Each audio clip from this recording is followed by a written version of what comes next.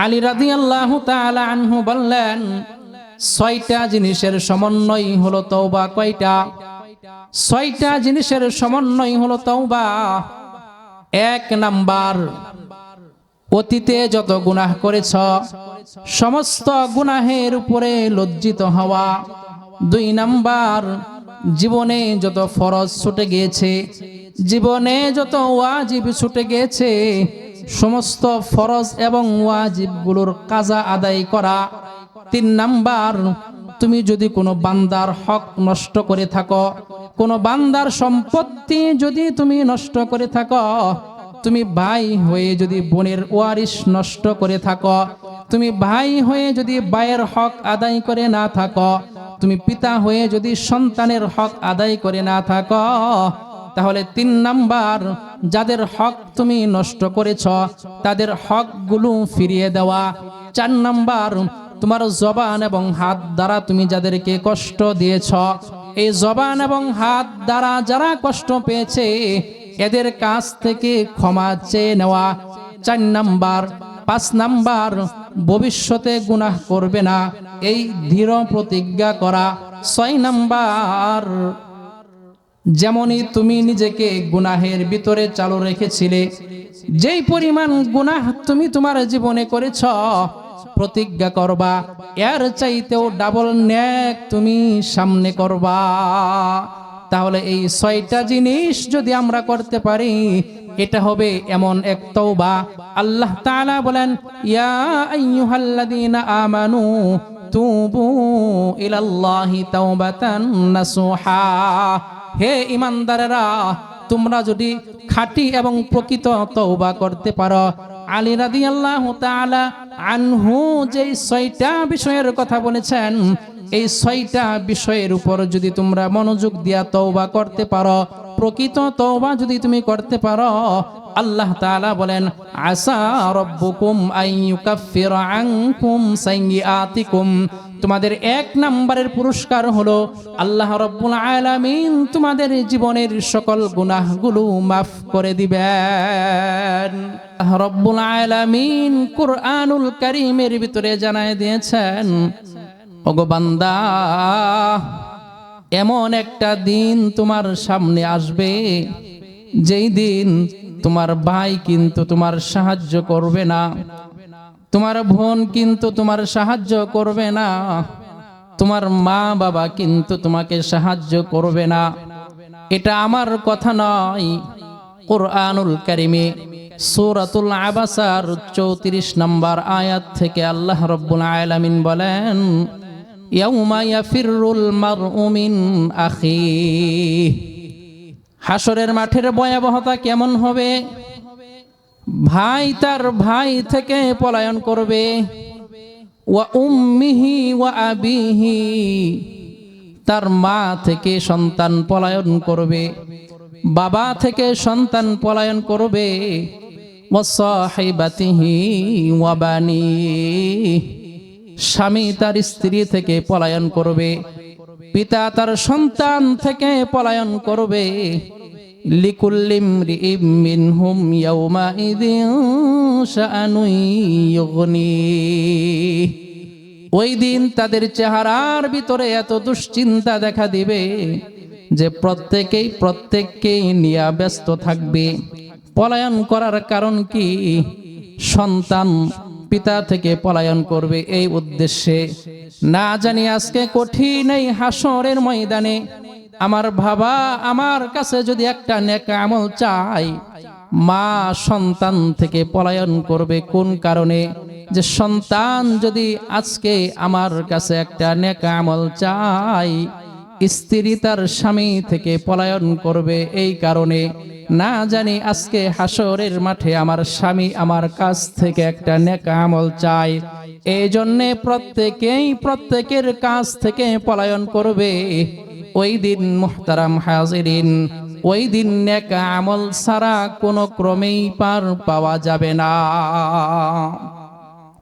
এই জন্যেই আল্লাহ রাব্বুল আলামিন সূরাতুল কাহফের 107 নম্বর আয়াতে বলেন, ওই দিন যাদের দুইটা বৈশিষ্ট্য থাকবে, দুইটা গুণ যাদের ভিতরে থাকবে, দুইটা গুণ ওয়ালা ব্যক্তিদেরকে আমি আল্লাহ পাক রব্বুল আলামিন এমন এক জান্নাতের ব্যবস্থা তাদের জন্য করব, যে জান্নাতের ভিতরে তারা আবাদান আবাদা চিরকাল বসবাস করবে, বের হওয়ার কোনো সম্ভাবনাই সেখানে নাই।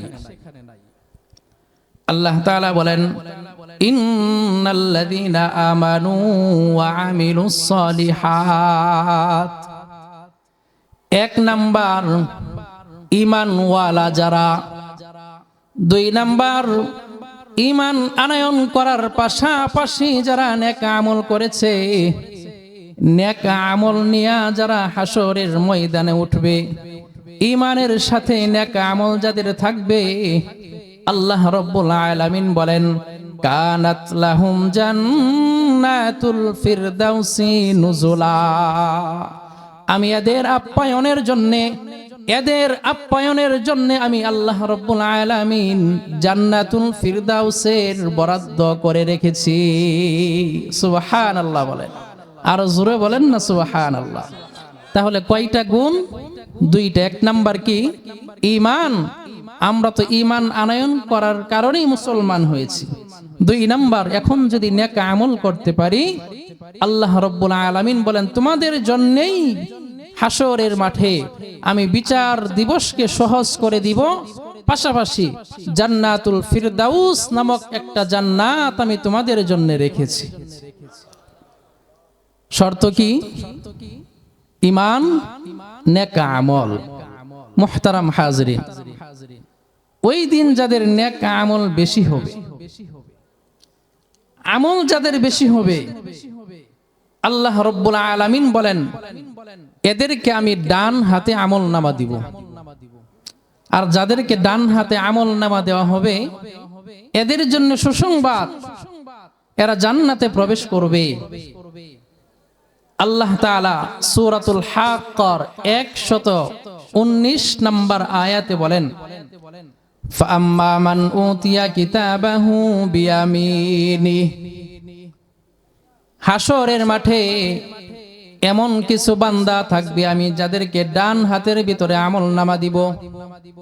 ডান হাতের ভিতরে আমল নামা পায়া বান্দা বলতে থাকবে, ফায়াকুলু হা উমুকরাউ কিতাবিয়া, কোথায় আমার মা বাবা, কোথায় আমার বন্ধু বান্ধব, কোথায় আমার স্ত্রী, কোথায় আমার আদরের সন্তান, এই যে দেখো আমার আমল নামা ডান হাতে আসছে, উমুকরাউ কিতাবিয়া, এই নাও আমার আমল নামাটা তোমরা পড়ে দেখো। দুনিয়াতে যেমন সন্তান ভালো রেজাল্ট করলে, ভালো নাম্বার পাইলে আত্মীয় স্বজনকে দেখাই, এই যে দেখো আমার নাম্বার, আমি এত নাম্বার পেয়েছি, মা বাবাও খুশি হয়, যে পাশ করে সেও খুশি হয়। হাসরের মাঠের অবস্থাটাও এমন হবে, যাদের আমল নামা ডান হাতে দেওয়া হবে, এরা খুশি হইয়া আত্মীয় স্বজনদেরকে খুঁজতে থাকবে আর বলবে, এই যে দেখো, ফায়াকুলু হা উমুকরাউ কিতাবিয়া, আমার আমল নামাটা পড়ে নাও, কত সুন্দর আমার আমল নামা। এরপরে সে বলবে, ইন্নী যানানতু আন্নী মুলাকিন হিসাবিয়া, আমি ধারণা করেছিলাম, দুনিয়াতে থাকতে আমি ধারণা করেছিলাম এমন একটা হিসাবের সম্মুখীন আমাকে হতে হবে। ডান হাতে আমল নামা পাওয়ার পরে ফাহুয়া ফি ঈশাতির রাদিয়া, সে আনন্দে চিত্তে জীবন যাপন করতে থাকবে। কোথায় করবে? আল্লাহ রাব্বুল আলামিন বলেন, ফি জান্নাতিন আলিয়া, সুউচ্চ জান্নাতের ভিতরে সে আনন্দ চিত্তে জীবন যাপন করতে থাকবে। সুবহানাল্লাহ বলেন, আর জোরে বলেন না সুবহানাল্লাহ। তাহলে জান্নাতে যদি আমরা আরাম আয়েশে বসবাস করতে চাই, দরকার কি? দুইটা জিনিস, ঈমান, নেক আমল। ওই দিন যাদের আমল হালকা হবে, ওই দিন যাদের আমল কম হবে, আল্লাহ রাব্বুল আলামিন বলেন এদের আমল নামাটা বাম হাতের ভিতরে দেওয়া হবে। কোথায় দেওয়া হবে? বাম হাতে।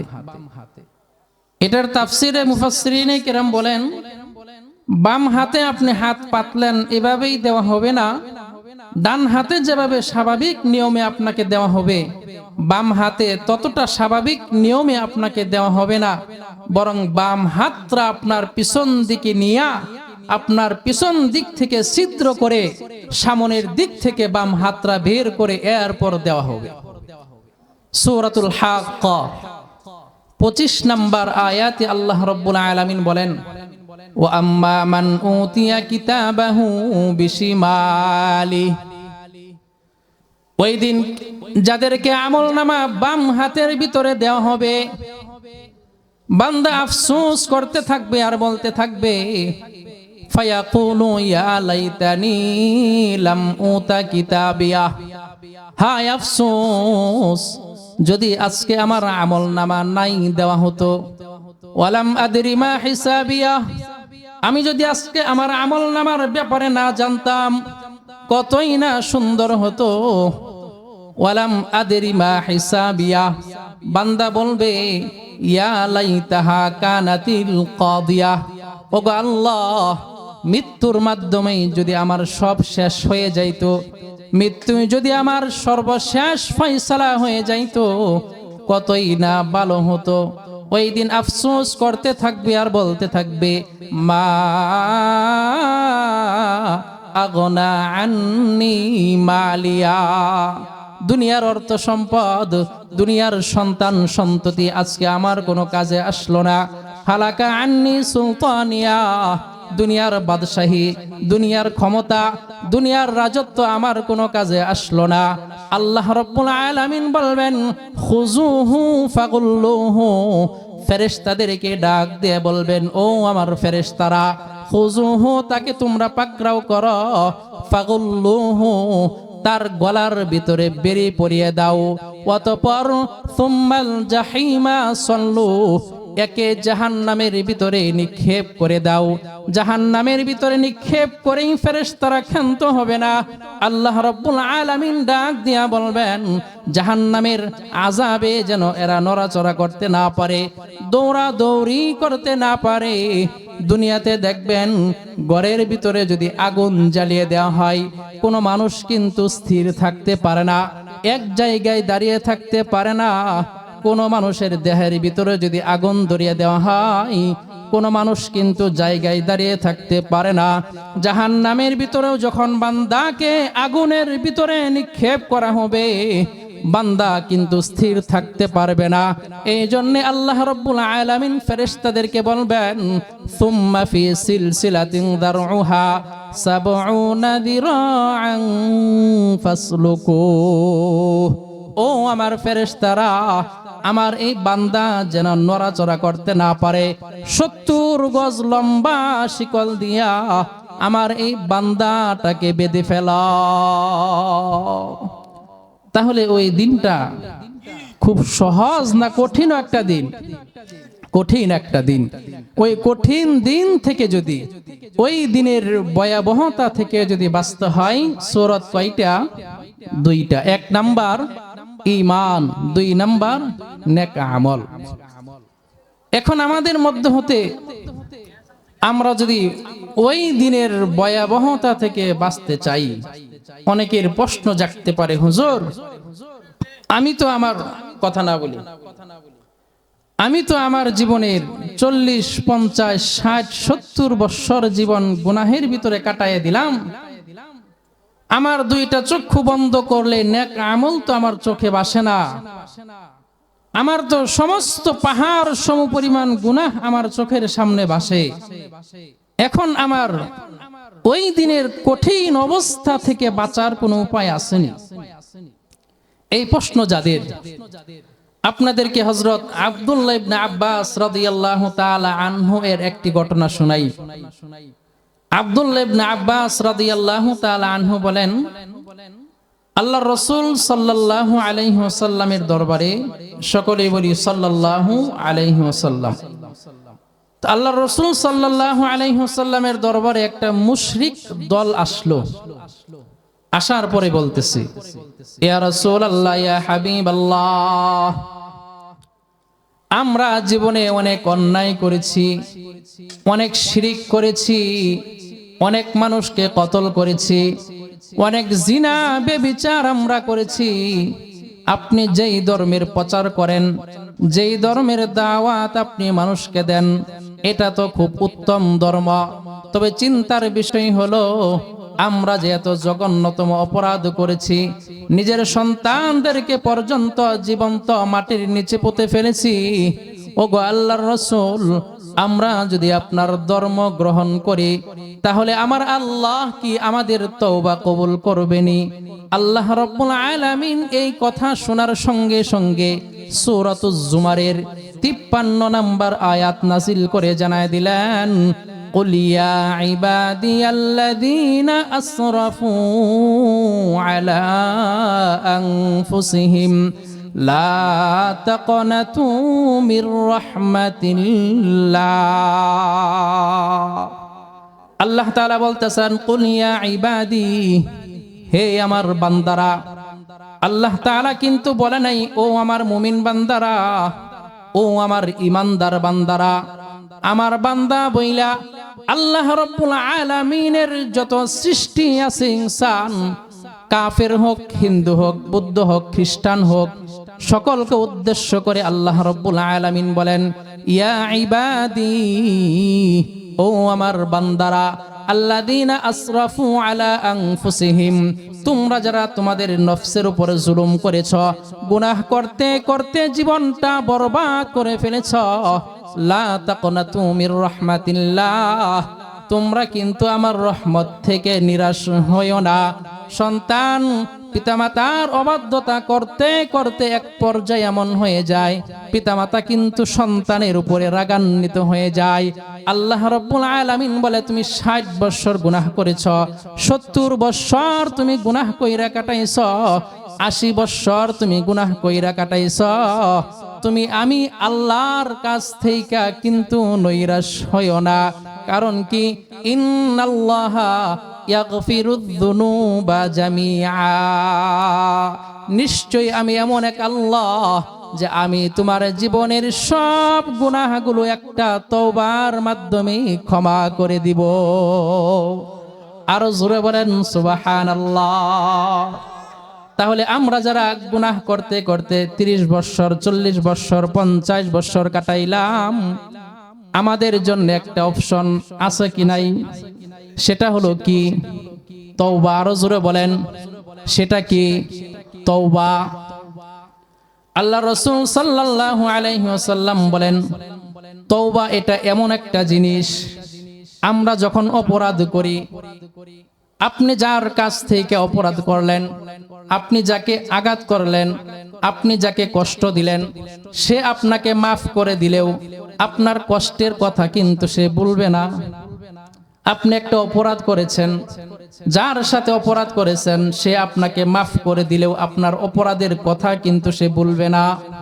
অথচ আল্লাহ তাআলা বলেন, যে সমস্ত ফেরেশতা আমি বান্দার কাঁধের ভিতরে নিযুক্ত করে রেখেছি, বান্দা যখন তওবা করে, আমি আল্লাহ রাব্বুল আলামিন যখন বান্দার তওবাটা কবুল করে নেই, এর আগে বান্দা যত গুনাহ করেছে, এই সব গুনাহগুলো আমি আল্লাহ ফেরেশতাদেরকে বলাইয়া দেই। তাহলে বান্দা তওবা করলে এতটা মাসুম, নিষ্পাপ হয়ে যায়। আল্লাহ রাসূল বলেন, আত্তাইবু মিনায যামবি কামাল্লা যামবালা, যে ব্যক্তি তার গুনাহ থেকে তওবা করলো, সে যেন এমন হয়ে গেল যে সে জীবনে কোনোদিন গুনাহই করে নাই। তাহলে এই তওবা আমাদের করার দরকার আছে না নাই? আছে। তওবা করলে আল্লাহ পাক রব্বুল আলামিন বান্দার গুনাহ যে মাফ করে, এর একটা দলিল হলো গামেদ গোত্রের একজন মহিলা। কোন গোত্রের? গামেদ গোত্রের একজন মহিলা আল্লাহ রাসূল সাল্লাল্লাহু আলাইহি ওয়াসাল্লামের কাছে আসছে। আসার পরে বলতেছে, ইয়া রাসূলুল্লাহ, ইয়া হাবিবাল্লাহ, ইন্নী ক্বাদ জানাইতু, ও গো আল্লাহর রাসূল, আমি জিনাহ করেছি, শরীয়তের বিধান অনুযায়ী যে শাস্তি আমার উপরে আরোপ হয় ওই শাস্তি আপনি আমাকে দিয়ে দেন। তবে জিনাহের মাধ্যমে আমি এখন গর্ভবতী, আমার পেটে একটা সন্তান। আল্লাহর রাসূল বললেন, যতদিন পর্যন্ত তোমার সন্তান প্রসব না হবে ততদিন পর্যন্ত তোমার উপরে শরীয়তের বিধান জারি করা যাবে না। সন্তান প্রসব হইলে এরপরে আমার কাছে আইসো। মহিলাটা চলে গেলেন। সন্তান যখন প্রসব হইল, সন্তান কোলে নিয়া আল্লাহর রাসূলের দরবারে আইসা আবার বললেন, ইয়া রাসূলুল্লাহ, ইয়া হাবিবাল্লাহ, ও গো আল্লাহর পয়গম্বর, এই যে দেখেন আমার সন্তান, আপনি আমার উপরে জিনার হদ চালু করেন। আল্লাহর রাসূল বললেন, তোমার সন্তান এখন একেবারেই ছোট, এর দুধ পান করার দরকার আছে। যতদিন পর্যন্ত তোমার এই সন্তান দুধ পান করা বন্ধ না করবে ততদিন পর্যন্ত তোমার উপরে জিনার হদ প্রয়োগ করা যাবে না। মহিলাটা শুইনা চইলা গেলেন। কিছুদিন পরে আবার আসলেন, সন্তানের হাতে একটা রুটি নিয়ে আসলেন। আল্লাহর রাসূলকে বুঝাইতে চাইলেন, ও গো আল্লাহর পয়গম্বর, এই যে দেখেন আমার সন্তান দুধ ছেড়ে দিয়েছে, রুটি খাইতে অভ্যস্ত হয়েছে, সুতরাং আপনি আমার উপরে জিনার হদ চালু করেন। প্যারে হাজিরিন, প্রিয় ভাইরা আমার, দুনিয়াতে কোনো মানুষ যখন অপরাধ করে, অপরাধ কিন্তু স্বীকার করতে চাই না। একটা অপরাধ ডাকার জন্য শত শত অপরাধ করে। কারণ কি? তার দিলের ভিতরে আখিরাতের কোনো ভয় নাই, তার দিলের ভিতরে পরকালীন আল্লাহর বিচারের কাঠ গড়াই দাঁড়ানোর কোনো ভয় নাই। অথচ সাহাবায়ে কেরামের ভিতরে আল্লাহর ভয় ছিল, পরকালের ভয় ছিল। আল্লাহর সামনে হাসরের মাঠে সারা দুনিয়ার মানুষের সামনে দাঁড়ানোর ভয় ছিল।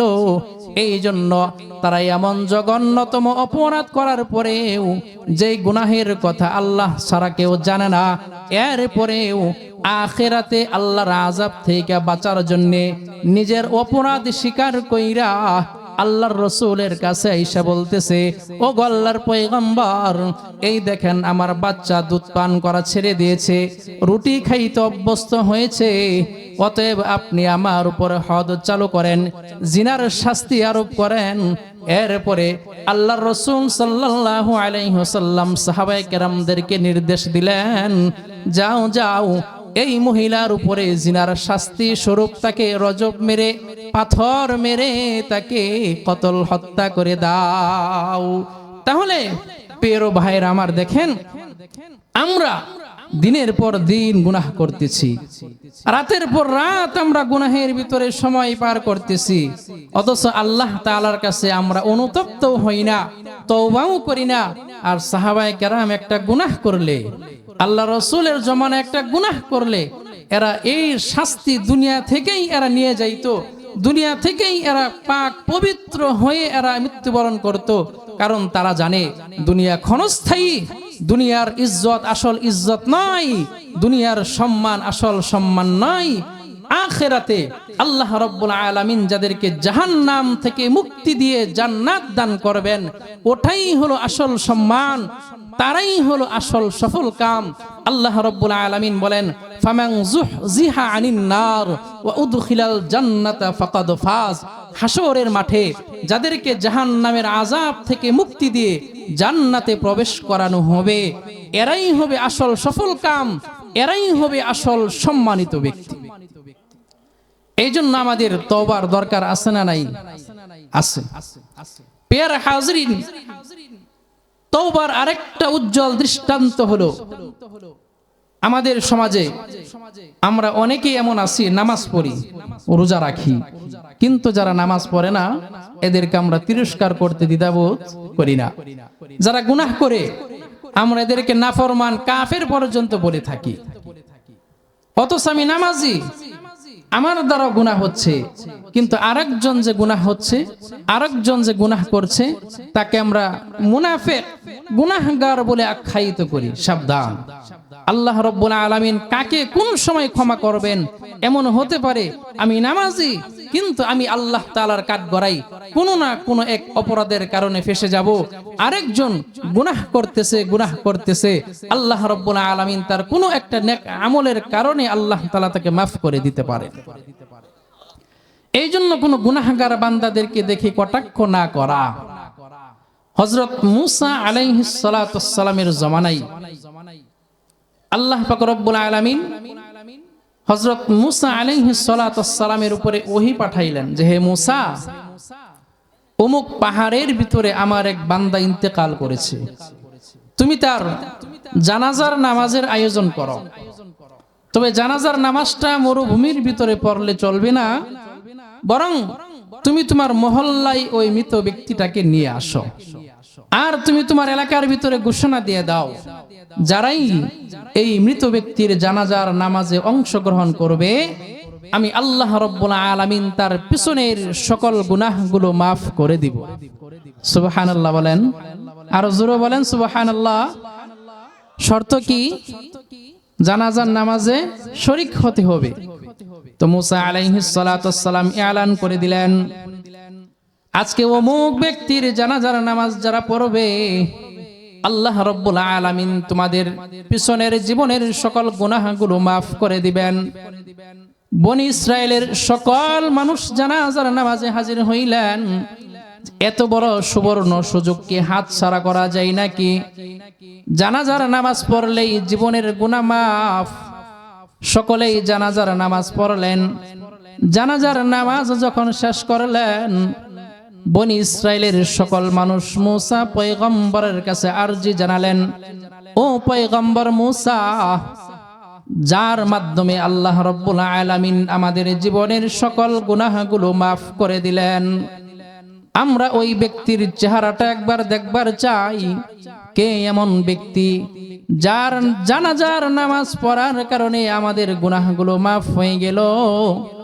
মূসা আলাইহিস সালাতু ওয়াস সালাম যেই না চেহারাটা খুললেন, এলাকার মানুষ দেখে বলতেছে, ওগো মূসা, এটা তো সেই যুবক, 1 বছর আগে যেই যুবককে আমরা গ্রাম ছাড়া করেছিলাম, 1 বছর আগে যেই যুবককে আমরা অবাঞ্ছিত ঘোষণা করেছিলাম, তার নাফরমানির কারণে, তার জিনাহের কারণে, তার গুনাহের কারণে এত পরিমাণে গুনাহ করত যে আমরা বাধ্য হয়ে তাকে আমাদের সাথে রাখতাম না।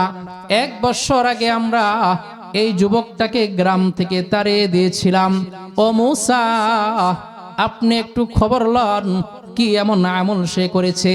এত গুনাহগার ছিল, আল্লাহর নাফরমান বান্দা ছিল, কিন্তু সে কি এমন আমল করেছে যে আমলের কারণে আল্লাহ রাব্বুল আলামিন তার জানাজা নামাজের উসিলা করে আমাদের গুনাহগুলো মাফ করে দিলেন? কি আমল, এটা আমাদের জানার দরকার আছে না নাই? তো মূসা আলাইহিস সালাতু ওয়াস সালাম তো ছিল কালিমুল্লাহ, যিনি আল্লাহ তাআলার সাথে কথা বলতেন। তো মূসা আলাইহিস সালাতু ওয়াস সালাম এক পর্যায়ে আল্লাহকে জিজ্ঞেস করলেন, ওগো আল্লাহ, আপনি যেই বান্দার জানাজার নামাজের উসিলা করে বনি ইসরাইলের সমস্ত মানুষের পিছনের গুনাহগুলো মাফ করে দিলেন, এই বান্দার এমন কি আমল ছিল, এমন কি গুণ ছিল যে গুণটাকে আপনি পছন্দ করলেন এবং তাকে আমাদের গুনাহ মাফ করানোর উসিলা বানাইলেন?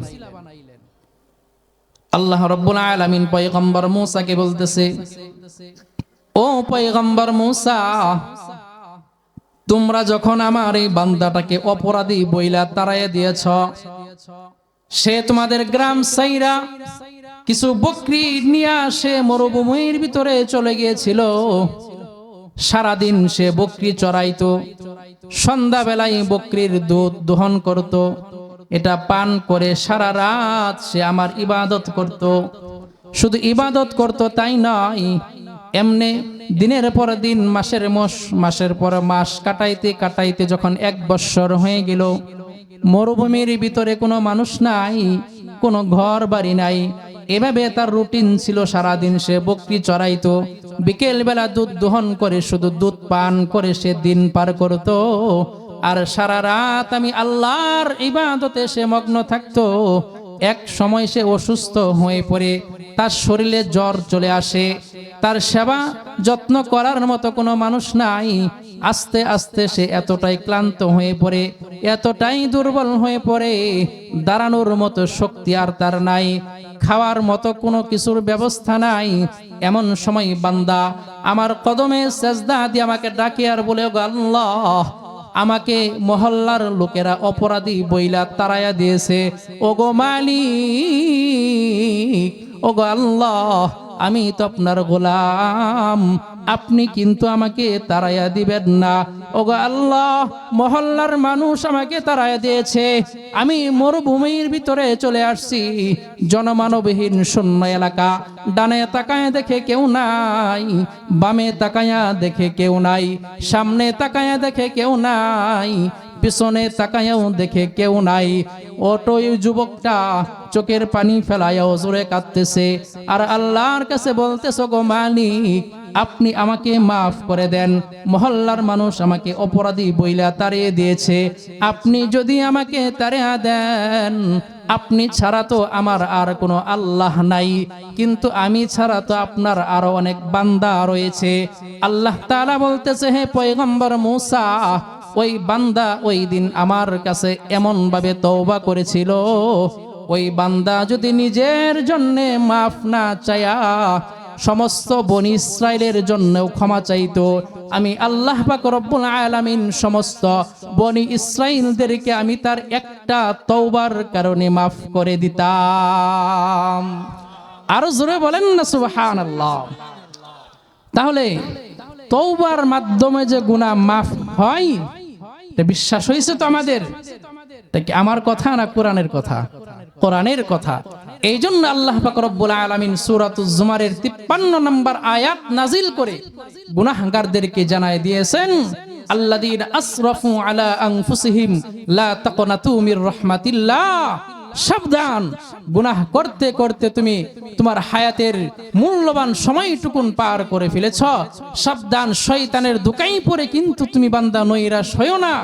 দুনিয়াতে যেহেতু আসো, মৃত্যুর আগ পর্যন্ত আমি তোমাদের জন্য তওবার দরজা খোলা রাখছি, আমার কাছে তওবা করো, আমি আল্লাহ পাক রব্বুল আলামিন তোমাদের গুনাহগুলো মাফ করে দিতে এক সেকেন্ড দেরি করব না।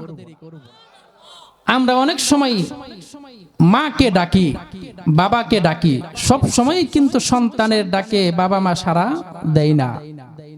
মা বাবা যখন ঘুমায়া থাকে, সন্তান ডাকলে কি মা বাবা সাথে সাথে সাড়া দেয়? রাগান্বিত হয়। শুধু রাগান্বিত হয় তাই না, সায়াদখুলুনা জাহান্নামা দাখিরিন, ওই সমস্ত বান্দাদেরকে আল্লাহ রাব্বুল আলামিন জাহান্নামের ভিতরে নিক্ষেপ করবেন।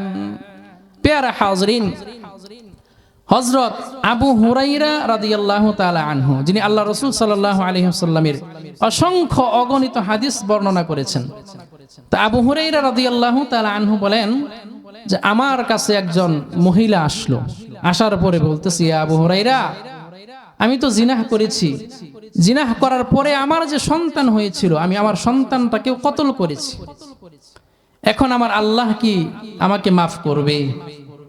আবু হুরায়রা বলে ফেললেন যে তুমি এত বড় জঘন্যতম অপরাধ করেছ, আল্লাহ রাব্বুল আলামিন তোমাকে কখনোই ক্ষমা করবে না। তা আবু হুরায়রা বলেন, আমার এই কথা শুইনা মহিলা কাঁদতে কাঁদতে চলে গেলেন। রাতের বেলায় আমি ঘুমাইলাম, ঘুম থেকে উঠে আল্লাহর রাসূল সাল্লাল্লাহু আলাইহি ওয়াসাল্লামের সাথে আমি ফজরের নামাজ আদায় করলাম। ফজরের নামাজ আদায় করার পরে আল্লাহ রাসূল সাল্লাল্লাহু আলাইহি ওয়াসাল্লামের কাছে আমি আমার এই ঘটনাটা উল্লেখ করলাম। আল্লাহ রাসূল সাল্লাল্লাহু আলাইহি ওয়াসাল্লাম বললেন, হে আবু হুরায়রা, তুমি অত্যন্ত মন্দ কাজ করেছ, অত্যন্ত নিন্দনীয় একটা তুমি কাজ করেছ। কেন? কারণ আল্লাহ পাক রব্বুল আলামিন বান্দার গুনাহ মাফ করনেওয়ালা, আপনি আমি না করার কে? বান্দার গুনাহ মাফ করবে কি করবেন এটা আল্লাহর ইখতিয়ার। আমরা অনেক সময় এরকম কথা বলে ফেলি, অমুকে যে গুনাহ করেছে একে আল্লাহ মাফ করবে না, বলি কিনা? নাউজুবিল্লাহ। এই সমস্ত কথা থেকে আমাদের বিরত থাকা উচিত। বান্দা যত অপরাধী হোক না কেন, তাকে ক্ষমা করবে কি করবেন এটা কার ইখতিয়ার? আরো জোরে বলেন, কার ইখতিয়ার? আল্লাহর। তাকে ক্ষমা করবে না এটা বলার আপনি আমি কে? সঙ্গে সঙ্গে আল্লাহ রাসূল বললেন, হে আবু হুরায়রা, তুমি কি সূরাত আলে ইমরানের 153 নম্বর আয়াত পাঠ করো নাই? সূরাত আলে ইমরানের 153 নম্বর আয়াতে আল্লাহ পাক রব্বুল আলামিন বলেন, ওয়াল্লাযীনা ইযা ফাআলু ফাহিশাতান আও যালামু আনফুসাহুম যাকারুল্লাহা ফাস্তাগফারু লিযুনুবিহিম ওয়া মান ইয়াগফিরুয যুনুবা ইল্লাল্লাহ। আল্লাহ রাব্বুল আলামিন বলেন, ওয়াল্লাযীনা ইযা ফাআলু ফাহিশাতান আও যালামু আনফুসাহুম, আমার যে সমস্ত বান্দারা অন্যায় অপরাধ করে ফেলে, নিন্দনীয় কোনো কাজ করে ফেলে, অথবা গুনাহের মাধ্যমে নিজের নফসের উপরে জুলুম করে ফেলে, যাকারুল্লাহ, গুনাহ করার পরে দিলের ভিতরে অনুশোচনা তৈরি হয়, আল্লাহ রাব্বুল আলামিনের স্মরণ তার দিলের ভিতরে জেগে ওঠে, আল্লাহ রাব্বুল আলামিনের ভয় দিলের ভিতরে নিয়া ফাস্তাগফারু লিযুনুবিহিম, তারা তাদের অপরাধের জন্য আল্লাহ রাব্বুল আলামিনের কাছে ক্ষমা প্রার্থনা করে। আল্লাহ রাব্বুল আলামিন বলেন, ওয়া মান ইয়াগফিরুয যুনুবা ইল্লাল্লাহ, ওগো নবী আমার, আপনি বলেন তো দেখি, আমার ওই বান্দার গুনাহ আমি আল্লাহ ছাড়া কে মাফ করবে? তাহলে বোঝা গেল, মানুষ যখন শয়তানের ধোঁকায় পড়িয়া ফাহিশাতান আও যালামু আনফুসাহুম, কোন মন্দ নিন্দনীয় অপরাধ করে ফেলে, কোন গুনাহের কাজ করে ফেলে, অতঃপর যদি আল্লাহর কথা স্মরণ হয়, যাকারুল্লাহ, আল্লাহর কথা যখন স্মরণ হয়, সঙ্গে সঙ্গে ফাস্তাগফারু লিযুনুবিহিম, সে আল্লাহর কাছে ক্ষমা প্রার্থনা করে। এখান থেকে আমাদের জন্য শিক্ষণীয় বিষয় হইল, আমরা যেহেতু গুনাহ করতে অভ্যস্ত, এই জন্য গুনাহ হয়ে গেলে সঙ্গে সঙ্গে ক্ষমা প্রার্থনা করব কার কাছে? আরো জোরে বলেন, কার কাছে? আল্লাহর কাছে। আল্লাহর কাছে যদি আমরা ক্ষমা প্রার্থনা করি, আল্লাহ রাব্বুল আলামিন বলেন, ওয়া মান ইয়াগফিরুয যুনুবা ইল্লাল্লাহ, বান্দা তুমি ক্ষমা চাইতে দেরি হবে, আমি আল্লাহ তোমাকে মাফ করতে দেরি করব না। এবার আসেন, বুঝলাম হুজুর তওবা করতে হবে, তওবা করলে জীবনের গুনাহ মাফ হয়। তওবা আমরা করব কিভাবে? তওবা আমরা কিভাবে করব? কিভাবে তওবা করলে আল্লাহ রাব্বুল আলামিন আমাদের জীবনের গুনাহ মাফ করবেন? কিতাবের ভিতরে আসছে তিনটা জিনিসের সমন্বয় হলো তওবা। আর তওবা হলো দুই প্রকার। কয় প্রকার? দুই প্রকার, ইজমালি, তাফসিলি। ইজমালি তওবা হলো সংক্ষিপ্ত তওবা, তাফসিলি তওবা হলো বিস্তারিত তওবা। তো সংক্ষিপ্ত তওবা আমরা কিভাবে করব? তিনটা জিনিসের সমন্বয় হলো তওবা। কয়টা জিনিস? তিনটা। এক নাম্বার, আপনি অতীতে যত গুনাহ করেছেন সমস্ত গুনাহের উপরে লজ্জিত হওয়া। এক নাম্বার কি বলেন? অতীতে যত গুনাহ করেছি সমস্ত গুনাহের উপরে লজ্জিত হওয়া। দুই নাম্বার, বর্তমান গুনাহ পরিত্যাগ করা। তিন নাম্বার, ভবিষ্যতে গুনাহ করব না, এই দৃঢ় প্রতিজ্ঞা করার নাম হলো তওবা। কয়টা জিনিস বললাম? তিনটা। এবার আসেন, বিস্তারিত তওবা কাকে বলে? আপনি এই তিনটা জিনিসের মাধ্যমে যখন তওবা করলেন, তখন আল্লাহ রাব্বুল আলামিন সম্পৃক্ত যত হক আছে আপনার মাফ হয়ে যাবে। যতক্ষণ না পর্যন্ত আপনি বিস্তারিতভাবে তওবা না করবেন, ততক্ষণ পর্যন্ত আপনার জীবনের গুনাহ পরিপূর্ণভাবে মাফ হবে না। হযরত আলী রাদিয়াল্লাহু তাআলা আনহুকে তওবা সম্পর্কে জিজ্ঞেস করলেন, হে আলী, তওবা সম্পর্কে কিছু বলেন। আলী রাদিয়াল্লাহু তাআলা আনহু বললেন, 6টা জিনিসের সমন্বয় হলো তওবা। কয়টা?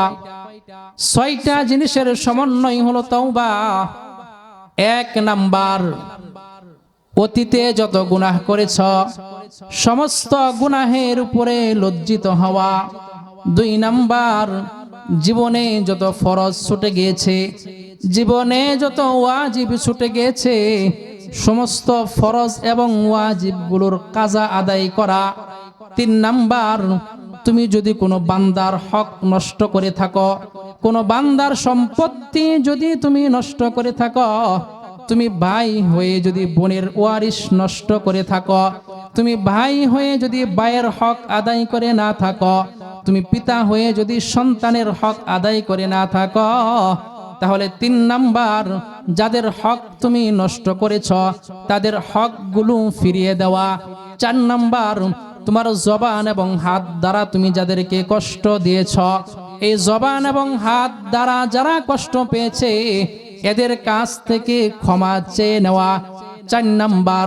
5 নাম্বার, ভবিষ্যতে গুনাহ করবে না, এই দৃঢ় প্রতিজ্ঞা করা। 6 নাম্বার, যেমনই তুমি নিজেকে গুনাহের ভিতরে চালু রেখেছিলে, যেই পরিমাণ গুনাহ তুমি তোমার জীবনে করেছ, প্রতিজ্ঞা করবা এর চাইতেও ডাবল নেক তুমি সামনে করবা। তাহলে এই 6টা জিনিস যদি আমরা করতে পারি, এটা হবে এমন এক তওবা। আল্লাহ তাআলা বলেন, ইয়া আইয়ুহাল্লাযীনা আমানু তুবু ইলাল্লাহি তাওবাতান নাসুহা। হে ঈমানদারেরা, তোমরা যদি খাঁটি এবং প্রকৃত তওবা করতে পারো। আলী রাদিয়াল্লাহু তাআলা আনহু যেই 6টা বিষয়ের কথা বলেছেন, এই 6টা বিষয়ের উপর যদি তোমরা মনোযোগ দিয়া তওবা করতে পারো, প্রকৃত তওবা যদি তুমি করতে পারো, আল্লাহ তাআলা বলেন, আসা রাব্বুকুম আইয়ুকাফিরা আনকুম সাইয়্যাতিকুম। তোমাদের 1 নম্বরের পুরস্কার হলো আল্লাহ রাব্বুল আলামিন তোমাদের জীবনের সকল গুনাহগুলো মাফ করে দিবেন। 2 নম্বর পুরস্কার, ওয়ায়ুদখিলাকুম জান্নাত। আল্লাহ রাব্বুল আলামিন তোমাদেরকে এমন এক জান্নাত দান করবেন, তাজরি মিন তাহতিহাল আনহার, যার তলদেশ দিয়ে নহর প্রবাহিত হবে। প্রিয় ভাইরা আমার, তওবা করলে আল্লাহ রাব্বুল আলামিন 1 নাম্বার জীবনের গুনাহ মাফ করে দিবেন। 2 নাম্বার, আল্লাহ রাব্বুল আলামিন আমাদেরকে পরকালে কি দান করবেন? জান্নাত দান করবেন। আল্লাহ রাব্বুল আলামিন বলেন, যারা তওবা করবে আমি আল্লাহ রাব্বুল আলামিন এদেরকে দুনিয়াতে আরেকটা জিনিস দান করব, সেটা হলো আমি তোমাদের মর্যাদাকে বৃদ্ধি করে দিব। সুবহানাল্লাহ। যারা তওবা করবে এদের মর্যাদা বৃদ্ধি করবেন কে? আল্লাহ। হযরত মুআবিয়া রাদিয়াল্লাহু তাআলা আনহু, হযরত মুআবিয়া রাদিয়াল্লাহু তাআলা আনহু তিনি প্রতিদিন তাহাজ্জুদের নামাজ পড়েন। একদিন তার তাহাজ্জুদের নামাজ ছুটে গিয়েছে। তিনি এত পরিমাণে কান্নাকাটি করতেছেন, এত পরিমাণে কান্নাকাটি করলেন, এত পরিমাণে তওবা ইস্তেগফার করে তিনি দিন পার করলেন। পরের দিন যখন তাহাজ্জুদের সময় হইল, হযরত মুআবিয়া রাদিয়াল্লাহু তাআলা আনহু দেখে একজন আয়েশা তাকে ডাকতেছে যে, হে মুআবিয়া, উঠো, তাহাজ্জুদের সময় হয়ে গিয়েছে। হযরত মুআবিয়া রাদিয়াল্লাহু তাআলা আনহু বলেন, আমি জাগ্রত হয়ে দেখলাম অপরিচিত একটা ব্যক্তি, তাকে চিনি না। তার পরিচয় জিজ্ঞেস করলাম, তিনি বললেন, আমি হলাম ইবলিস। উত্তর শুইনা হযরত মুআবিয়া রাদিয়াল্লাহু তাআলা আনহু আশ্চর্য হয়ে গেলেন। শয়তানের কাজ হলো তাহাজ্জুদ থেকে বিরত রাখা, অথচ তুমি কেন আমাকে তাহাজ্জুদ পড়ার জন্য ডাকতেছো? কারণটা কি, ব্যাপার কি বলো? শয়তান বলে, গতকালকে আপনাকে তাহাজ্জুদ পড়তে দেই নাই, সারাদিন আপনি এত পরিমাণে তওবা করেছেন, এত পরিমাণে কান্নাকাটি করেছেন, আল্লাহ রাব্বুল আলামিন আপনি তাহাজ্জুদ পড়ে যতটুকু না মর্যাদা পাইতেন, এর চাইতেও 1000 গুণ মর্যাদা আল্লাহ আপনার বৃদ্ধি করে দিয়েছে। এই জন্য আমি চাইলাম আপনার যেন তাহাজ্জুদ মিস না হয়, আপনি যেন আর তওবার সুযোগ না পান, আপনার যেন আর তওবা করতে না হয়, তাহাজ্জুদ পড়ে আস্তে আস্তে আপনি মর্যাদার অধিকারী হন। তাহলে বোঝা গেল, বান্দা যখন তওবা করে আল্লাহ রাব্বুল আলামিন ওই বান্দার ইজ্জত, সম্মান, মর্যাদাকে বুলন্দ করে দেয়। এই জন্য প্রিয় ভাইরা আমার, মানুষ বলতেই আমরা গুনাহগার। আল্লাহর রাসূল বলেছেন, কুল্লু বানি আদম খাত্তাউন, প্রত্যেকটা আদম সন্তান গুনাহগার। ওয়া খায়রুল খাত্তাইনা আত-তাওয়াবুন, গুনাহগারদের ভিতরে সর্বোত্তম হলো তারা যারা আল্লাহর কাছে তওবা করে। আল্লাহ রাব্বুল আলামিন আমাদেরকে প্রকৃত তওবা করে গুনাহ মুক্ত জীবন যেন আমরা যাপন করতে পারি, ঈমানের হালতে যেন আমরা মৃত্যু নসিব হয়। আল্লাহ রাব্বুল আলামিনের কাছে আপনাদের জন্য সেই দোয়া করি, আমারও জন্য দোয়া করবেন। আল্লাহ পাক রব্বুল আলামিন আমাদের সবাইকেই যে কথাগুলো বললাম আমল করার তৌফিক দান করুন। ওয়া আখিরু দাওয়ানা আনিল হামদুলিল্লাহি রাব্বিল আলামিন। আসসালামু আলাইকুম ওয়া রাহমাতুল্লাহি ওয়া বারাকাতুহু।